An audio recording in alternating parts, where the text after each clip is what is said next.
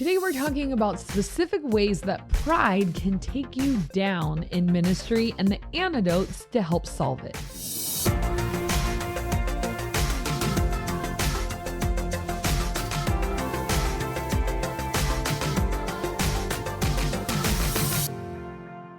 Hey guys, thank you for joining us for another episode of the Ministry Coach Podcast, where we bring you weekly tips and tactics to help you fast track the growth and health of your youth ministry. My name is Jeff Lascola, and this is Kristen Lascola. And we are well past our 100th episode now. So thank you for all you guys who were listening and watching during our giveaway stuff. For those of you who won, stuff's going to be sent to you really soon. And if we don't have your address, we need it like ASAP. But no, thank you guys. Really appreciate it. Yeah, we need your address. Don't be scared. Don't be scared. Maybe a little bit. Hey, so tonight we're talking all about pride in ministry. Yeah, because last week we talked about, okay, here are some of the things that could get you fired in ministry. And I said, okay, this last one we're going to just touch on, but it's going to be its own episode. And it was the whole pride in ministry thing. And I think it needs to be its own episode because there's a lot to unpack here. Yeah. And I think a lot of people in ministry, whether you're a worship leader, a senior pastor, a youth pastor, like pride seems to go like hand in hand with these roles. And I don't know why exactly. Maybe because we're in a highly visible role and sometimes we get a lot of accolades and sometimes we can be sort of like idolized in a way by students like that think like just because you're on stage, you're like so cool and stuff like that.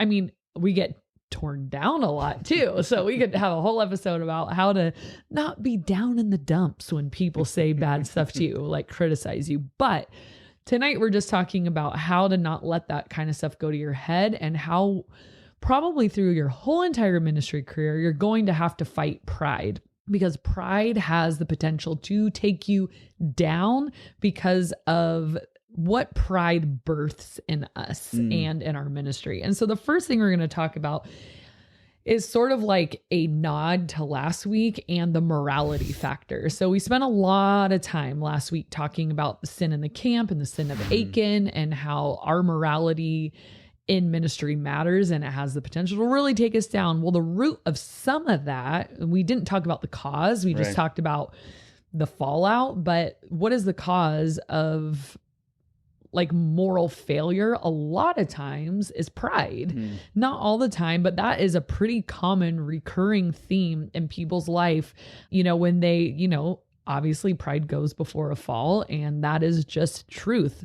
And although it sounds cliche because we've heard it so many times, like it is true. We fall. What came right before it? It was an inflated ego. And in ministry, it's so easy to do in certain seasons because pride has this ability to convince us that we're above the law. Right. Like that certain things don't apply to us and that it's like, yeah, we tell these guys, but like I can handle it or like I know what I'm doing. And we think of a lot of justifications as well of why our version is different or why our situation is different and the obedience that we would expect from the people we're leading doesn't necessarily apply to us and God kind of gives us a wink and a nod and lets us slide right through, but that's not God talking like, you're one of the responsible ones. Go on, free pass, you know, that's pride talking. That's the enemy talking. And we know the original fall, you know, not of man, but of in the spiritual realm of Satan was pride, right? And so this is what birthed sin in general is pride. It's thinking we're bigger than we are, better than we are, not having an accurate view of ourselves. And so we have to be so careful because that moral piece that we talked about last week, man, pride is the father of all kinds of sin in our life. So I heard a really good quote, and I don't know if this is like a widely known thing, but I just heard it for the first time. Lisa Harper said, don't breathe your own exhaust because you're going to get sick. And it's like, or don't breathe your own fumes. I think it's exhaust. Don't smell your own butt toots. That's what you were close. She was close, but you're both wrong. You're not close. You are. Don't smell your own butt toots. You'll get sick. What is that from? It's from a movie. Butt toots? Yeah. It is. I can't remember. Will Ferrell says Zach somewhere. Galifianakis. So anyway. The Campaign, I think. Okay. Don't watch the movie. Yeah, it's bad. It's bad. But like, it's okay for me. Yeah, it's fine because like I have control of what I see and hear and regurgitate. I can handle it. I can handle the inappropriateness. It's like all right for me. But see, that's a perfect example. Like, don't watch it. It's bad. But That's like, why I said that. I've seen it, and I remember a student telling me that once. Like, I was telling them about be careful what you watch and stuff like that. And he's like, well, is it okay if like you can handle it though? And I'm like, it's not about handling it. Right. It's about obedience, you know? And I had done some work with a group of pastors years and years and years ago. And it was for youth pastors. Like we'd meet once a month and like, hey, what are you doing in ministry? How's it going? And I remember this one guy, one of our meetings, he said, you know, like I'm actually the senior pastor. So like I can't be like picking up pizzas and doing stuff like that. And I was a really, really young pastor at the time. And I was just kind of like, why not? And if you're such a big, bad senior pastor, why are you meeting with us? And I think it was like a season where he had to do both. They were a really small church, but he's like, I'm the senior pastor. I can't be picking up pizzas and stuff like that. And I was like, oh my gosh. And so pride usually is this misguided thinking, and that we think we are given beyond the morality piece, but we're given authority because of position. That's what pride makes us think. Like I have authority because I'm the senior pastor and I can't pick up pizzas, right? But that the correct thinking is similar to trust. Authority is earned. Like people don't see you as an authority simply because you have a title. But pride convinces us I'm in charge, I'm the pastor, therefore I'm here and everyone else is here. And we would obviously never say that, but I think sometimes we see ourselves like, oh, I couldn't do that. Oh, I can't because I'm in charge or I'm the boss or I'm, you know, number one or something like that.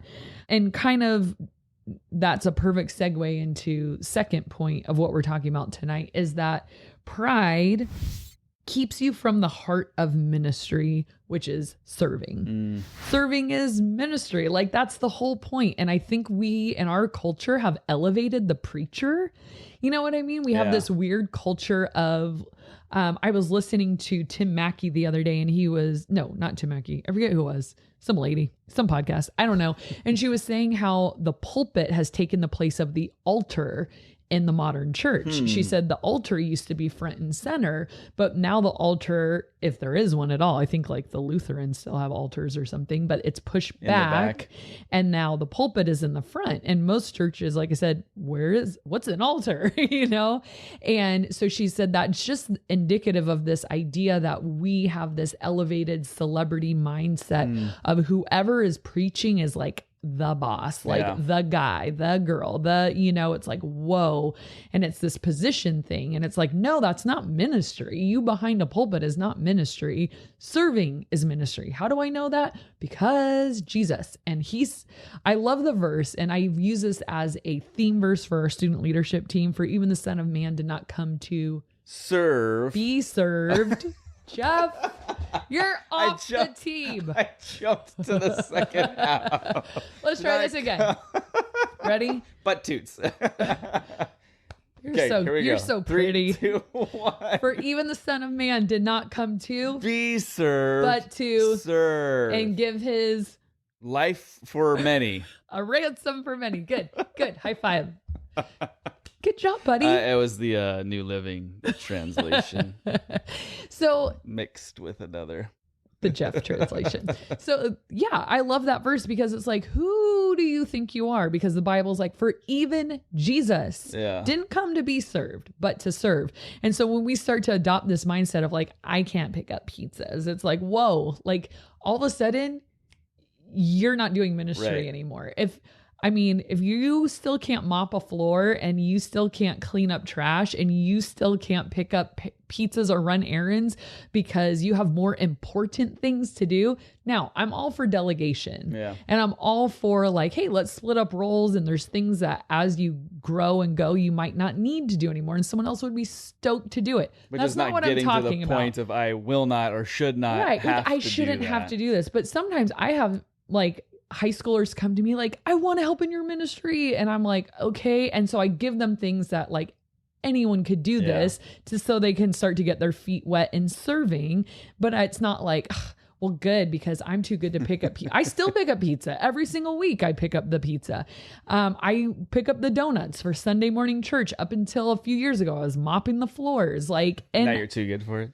we have a facility team now. Thank you, Daniel. But I was doing all that stuff. And I think we need to just be careful of having the correct view of what ministry is. It's serving. Like, don't buy into this celebrity preacher culture that we are somehow, you know, what I love about our church is that we don't have a green room for pastors or speakers or even guest speakers. There is no green room at our church. You can't hide. You can't. You're there. You cannot hide because there's this like entitlement kind of thing that I think we want to stay away from. Right. Of like, when our teaching pastors get off the stage, guess where they go?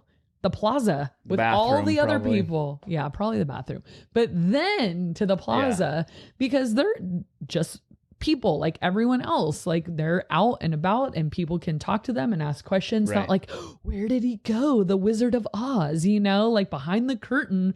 And I think you could justify and make some arguments like, well, like, I need to be fresh for the next time we speak and whatever. And fine, if that's, you know, if there is a big reason why you need to be, you know, hidden in between services or something like that. And youth pastors usually don't do that kind of stuff. But I just love that that's deep in North Coast culture of you're not special. Like, none of you are special. Everyone who serves is special. So whether you're behind a desk, behind a tech booth, behind a screen, on the stage, you're all working share towards the same in the goal. kingdom. Yeah, exactly. I feel like you were going to say something. Jeff, what do you want to say? I don't Say know. it right now, Jeff. I've been saying a lot of stupid things. No, it's the same thing where people will elevate celebrities or whatever. It's like, what does this celebrity think about this political topic or whatever? It's like, why does it matter? Right. Like, they're just another person. Yeah. I mean, like, literally just a pastor has a gift of speaking and hopefully studying and researching and, you know, knowing the word of God. But it doesn't mean that they all of a sudden know the answers to everything. Sure. Exact same way when one of my favorite actors, Tom Cruise, I knew you were going to say that. Maverick, got to see it. I have not seen it. I need to see it. Why does it matter what he thinks about whatever going on in the world? Because it's like this. We just assume they Yeah. have all these answers because and they're up front. In the church world, communication, like, there's a ton of gifts, right? There's all kinds of gifts. Communication, teaching is elevated because it's so visible.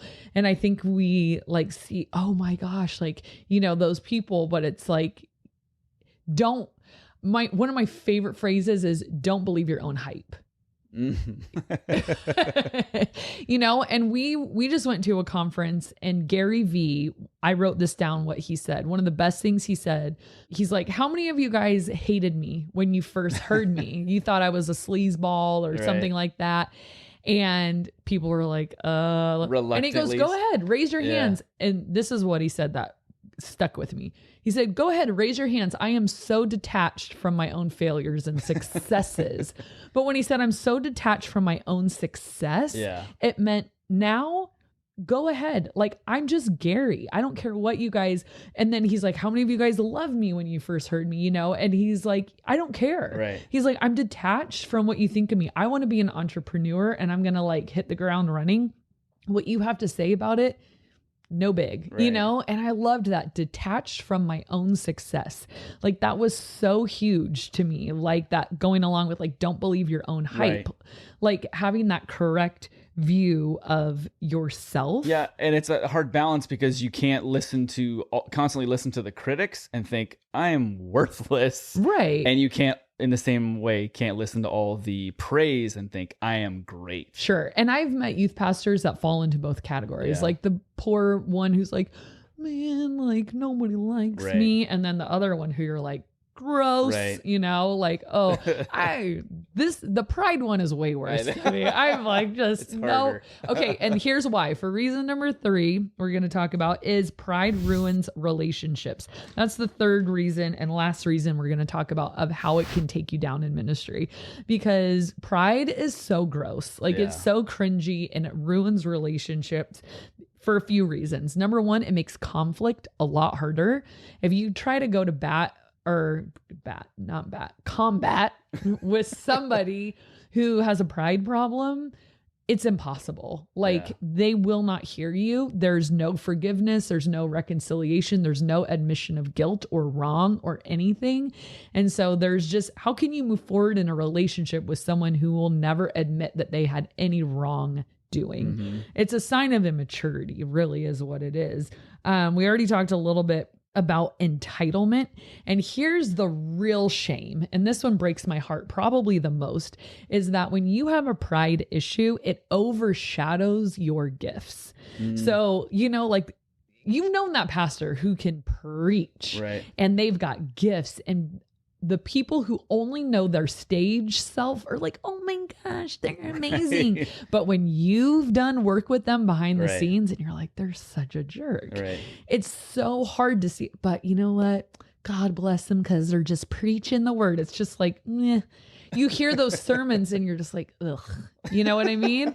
Because they're like, pride overshadows people's gifts over and over and over again. It doesn't matter how talented you are or good of a speaker, or, you know, it's just when you struggle with pride, it eventually is going to leak out into your personal life. And we've seen, for how many pastors we've seen fall because of morality, we've also seen pastors fall very far because of pride, and people couldn't work with them. People couldn't work with them. They could not lead teams. They couldn't win over people. They couldn't keep morale.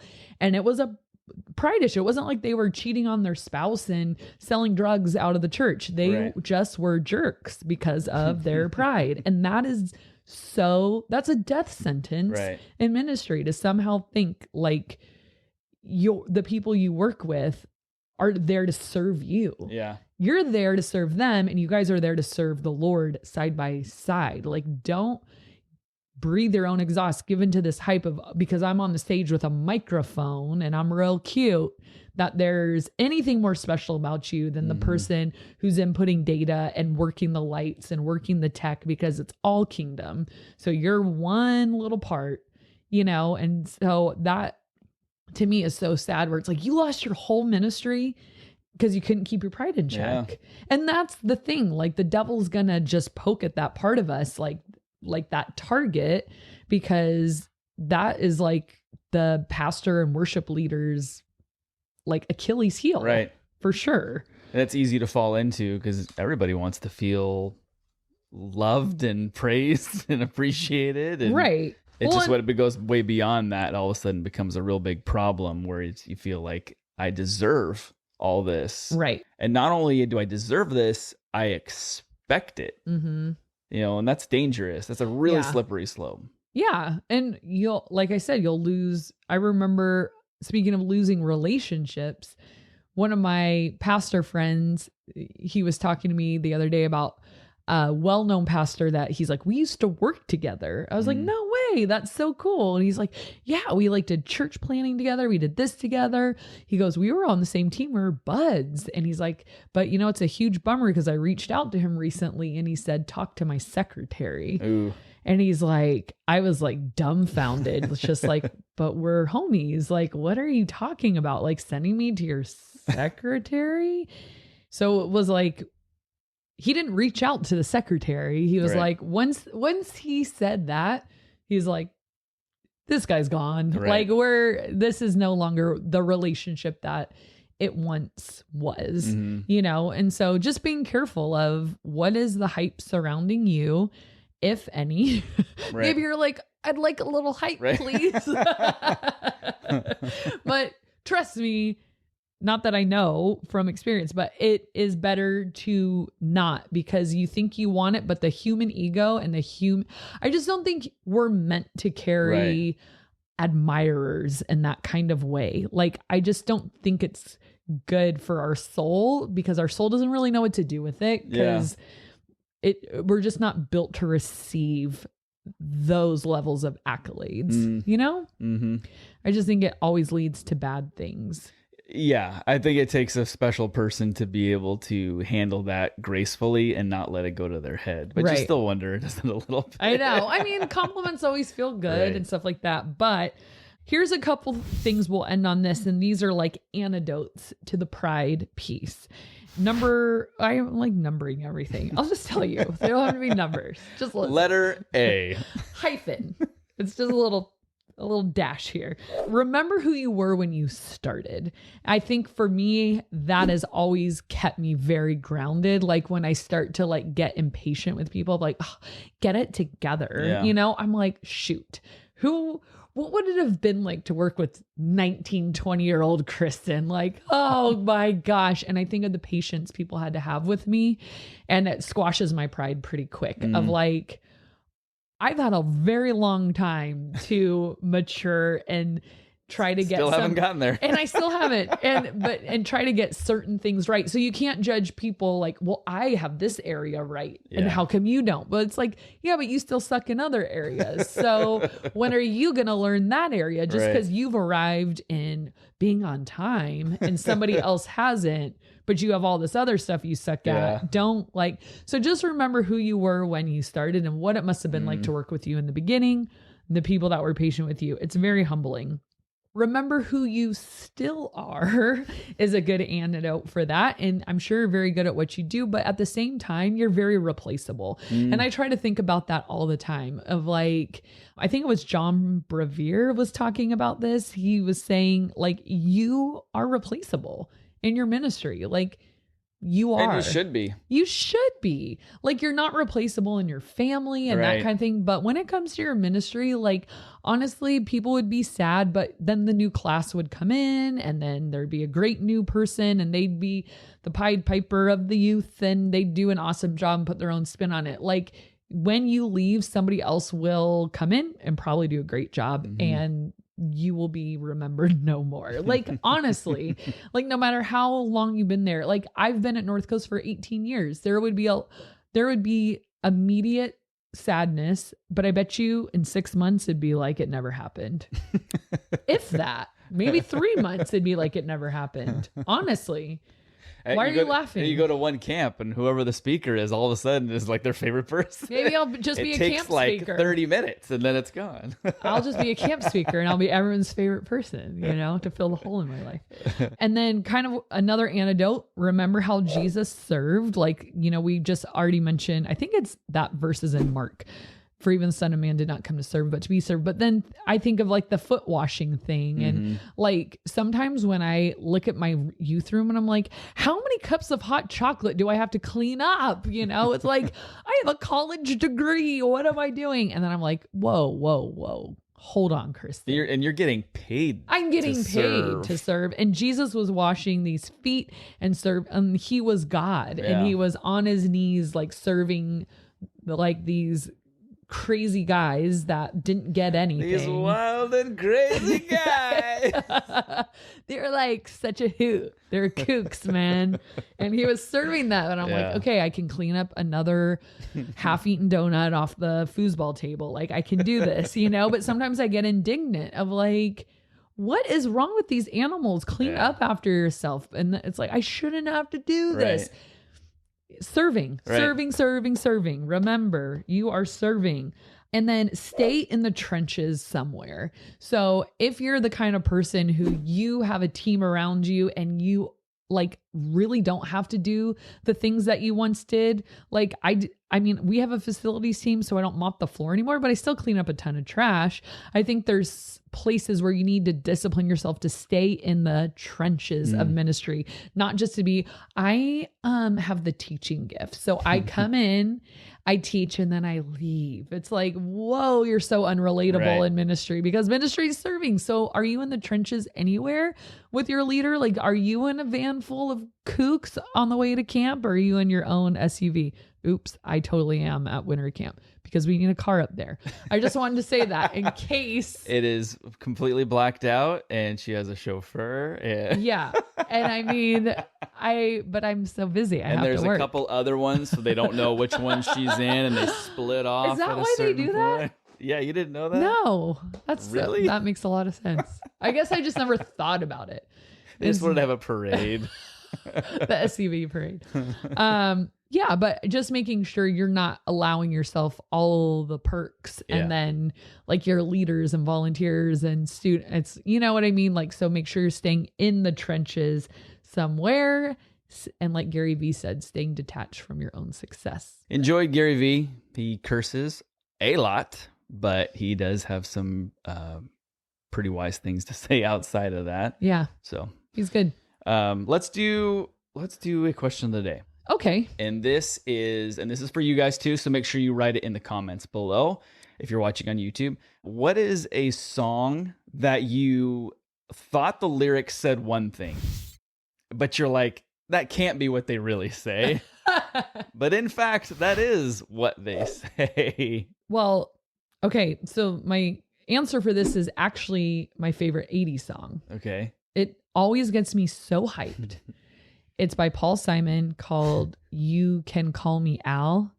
You can be my bodyguard. I can be that one. Yeah. Okay. You're looking. No, wait, I'm thinking, is that the title? You Can Call Me Al. Okay. Yeah. I can call you Betty. Betty, when you call me, you can call me Al. Off. Way off. Nailed it. But work it. Don't believe your own hype, Jeff. Okay. So there's a part of the song where he goes, he ducked back down the alley with some roly-poly little bat-faced girl. And I remember I convinced you that he was saying little Baptist girl. No offense to the Baptists. It just sounded like it. Roly-poly little bat-faced girl. And that's indeed what the lyric says. Yeah. Roly-poly little bat-faced girl. All along. And there is a little character from the movie Trolls who I imagine that roly-poly little bat-faced girl to look like. The king, right? Well, it's like the princess of they all look the same. The people who want to eat the trolls. Right. I forget what they're called. But yeah, the Bergens. Yes. Bergen princess. That's what a bat-faced girl roly-poly little bat-faced girl. Yeah, it's weird. That is a weird lyric. Mine is from the King of Pop, Michael Jackson. For the longest time, I thought he was saying you're a vegetable, but I thought that obviously is not what he's really saying. I gotta get the song here. I think it's from Wanna Be Starting Something. I want to read it though, because I feel like we just kind of don't ever think about it. And at the bridge, he said, and it's like repeated, I won't do both, but he says, you're a vegetable. And then it says it again, but he says, you're a vegetable. You're a vegetable. Still they hate you. You're a vegetable. You're just a buffet. You're a vegetable. They eat off of you. You're a vegetable. And I'm like... Was that like 80s slang? I don't know. But that's never heard it in and I kept else. On thinking, it sounds like he's saying you're a vegetable. But it's like, yeah. Do I sound like that? Mm-mm. But that is what he's saying. So make sure you guys put whatever that lyric is for you, that you have figured out what it is, but thought it can't be what it is, but indeed it is what it is. In the comments Dr. below. Seuss. Doctor who? Seuss? Oh. Seuss? Yeah. All right, guys. Thank you so much. Wait, are we doing a community comment? No, we've run out of time. Okay. I'm sorry. We're not going to be able to do a community comment today. Well, someone once said, I love your podcast. Anonymous. You're so prideful. And I was like, what? And they were like, you know what? I'm like, oh my gosh, you love it. So yeah. Anyways, thank you guys so much for watching and listening, and we We'll will see you next time. time. Hey guys, thank you for joining us. Hey, that's good. Hey guys, thank you. Which is all about youth. Which is all about. Okay, I got it this time. Today, we're talking all about incentives to help get your students